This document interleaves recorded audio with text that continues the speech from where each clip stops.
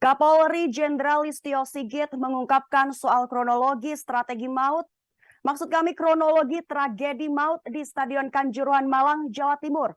Kerusuhan maut tersebut terjadi pasca laga Arema FC kontra Persebaya Surabaya dalam lanjutan Liga 1 2022-2023 pada 1 Oktober 2022 malam waktu Indonesia Barat. Berikut kronologi lengkap versi polisi yang diungkap oleh Kapolri Jenderal Listio Sigit. Awalnya pada tanggal 12 September 2022, panitia pelaksana Arema FC mengirimkan surat kepada Polres Malang. Surat tersebut terkait permohonan rekomendasi pertandingan sepak bola Arema FC dan Persebaya yang dilaksanakan tanggal 1 Oktober 2022. Kemudian Polres Malang dan pihak polisi menanggapi surat tersebut, di mana mendorong Panpel mengubah waktu pelaksanaan menjadi pukul 15.30 waktu Indonesia Barat dengan pertimbangan faktor keamanan. Tetapi permintaan tersebut ditolak oleh PT LIB dengan alasan jika waktunya digeser, tentunya ada pertimbangan-pertimbangan yang perlu dipikirkan. Pertimbangan yang terkait dengan masalah penayangan langsung dan lain-lain yang mengakibatkan dampak bisa memunculkan penalti atau ganti rugi. Sehingga karena hal tersebut pengamanan polisi pun ditingkatkan. Dari awalnya 1.073 personel bertambah menjadi 2.034 personel. Diketahui pertandingan yang berjalan pukul 20 waktu Indonesia Barat sampai dengan selesai, skor berakhir dengan 2 untuk Arema FC dan 3 untuk Persebaya Surabaya. Jenderal Listio Sigit mengatakan proses pertandingan semua berjalan lancar.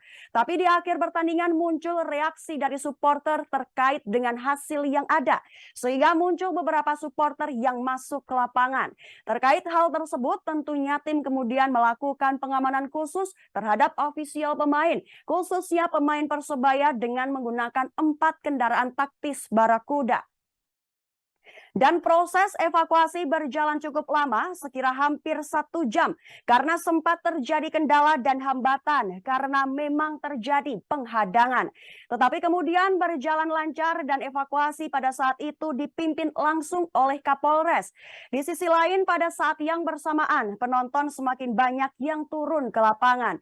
Sehingga pada saat itu kemudian beberapa anggota mulai melakukan kegiatan-kegiatan penggunaan kekuatan. Seperti yang dilihat, ada yang menggunakan tameng, termasuk pada saat mengamankan kiper Arema FC saudara Adilson Maringa. Dari tribun, penonton pun semakin banyak yang ke lapangan dan beberapa personil mulai menembakkan gas air mata. Kapolri menyebut terdapat 11 personil yang menembakkan gas air mata, yaitu di tribun selatan 7 tembakan, tribun utara 1 tembakan, dan ke lapangan 3 tembakan. Tentu itulah yang kemudian mengakibatkan para penonton, terutama yang ada di tribun, panik, merasa pedih dan berusaha untuk segera meninggalkan arena.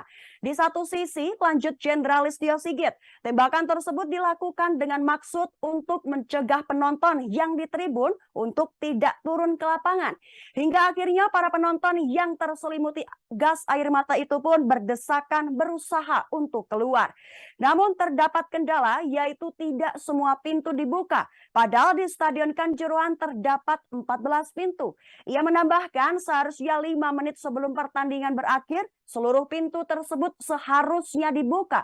Dan saat itu pintu memang dibuka, namun tidak sepenuhnya. Hanya berukuran 1,5 meter dan para penjaga pintu tidak berada di tempatnya. Diketahui berdasarkan pasal 21 regulasi keselamatan PSSI, menyebutkan bahwa penjaga pintu harus berada di tempatnya selama penonton belum meninggalkan stadion. Selain itu, kata Kapolri, terdapat besi melintang setinggi 5 cm yang dapat mengakibatkan penonton atau supporter menjadi terhambat pada saat melarikan diri melewati pintu. Penonton yang berjumlah sangat banyak tersebut berdesakan dan menyumbat pintu dengan waktu hampir 20 menit. Korban banyak yang mengalami patah tulang, trauma di kepala, dan sebagian besar yang meninggal dunia mengalami afeksia.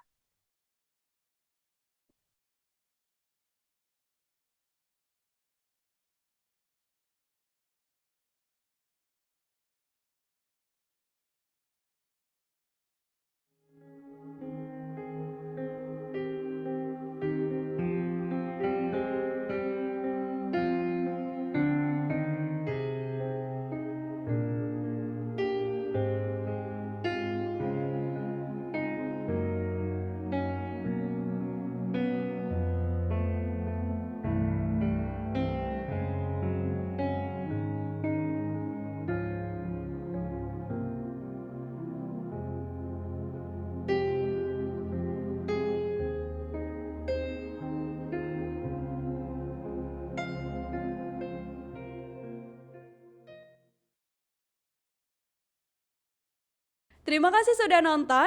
Jangan lupa like, subscribe, dan share ya.